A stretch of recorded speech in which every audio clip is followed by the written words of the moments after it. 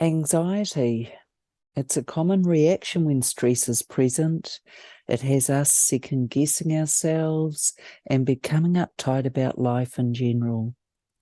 It also has the questionable honour of emerging as a widespread epidemic. At its worst, anxiety seriously controls how we live our lives. The issue is the normalising nature of it, resulting in feeling anxious every time we are slightly stressed.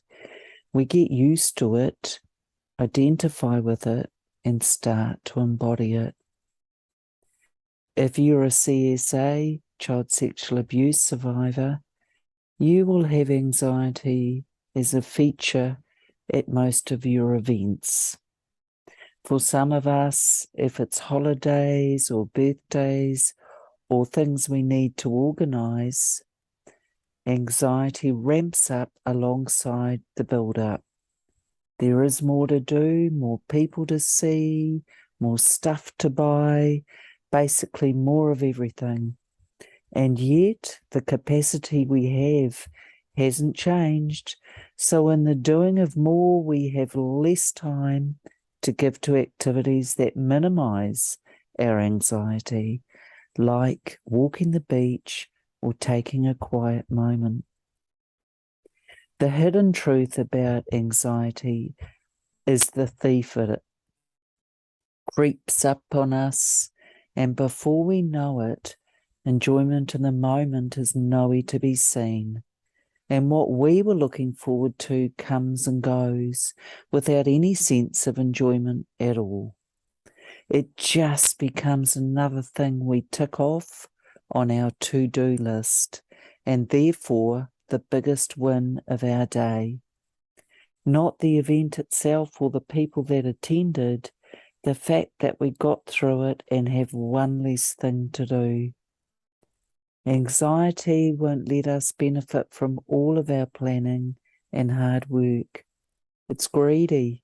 It wants all the attention, so insists we focus on it totally, including how to just get through that hour or that lunch. What's changed is our ability to notice what is, the lovely food we ate or the friendship we enjoyed with that particular group. Gone is the moment we are living in. That got moved straight to anxiety.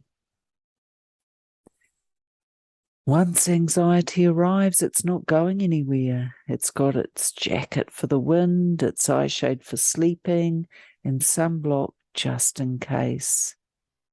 Very hard to remove and very resistant to being rejected.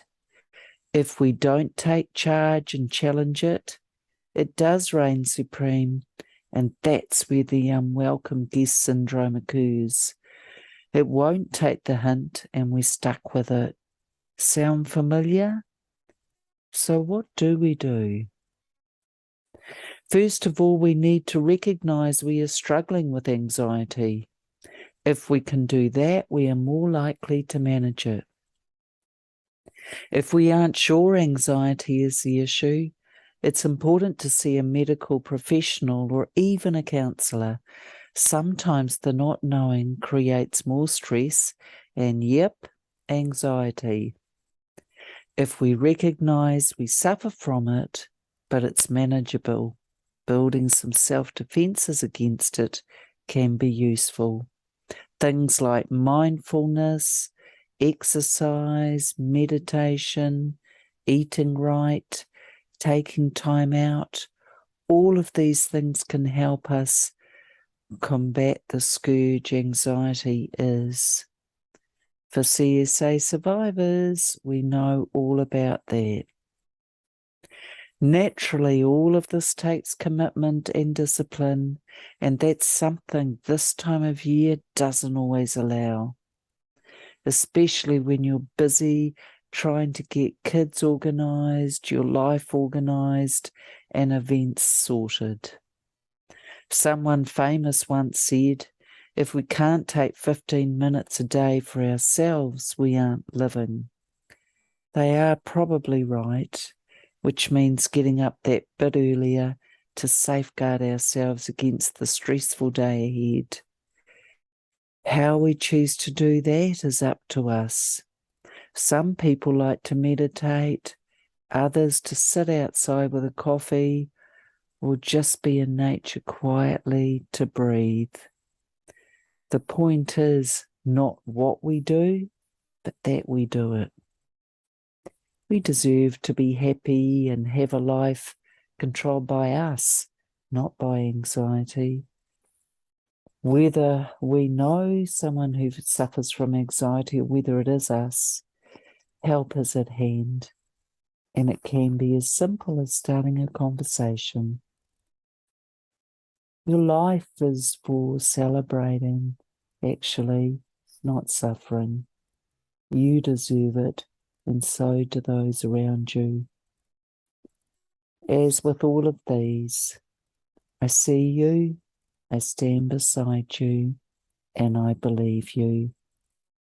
Till next time, fellow survivors.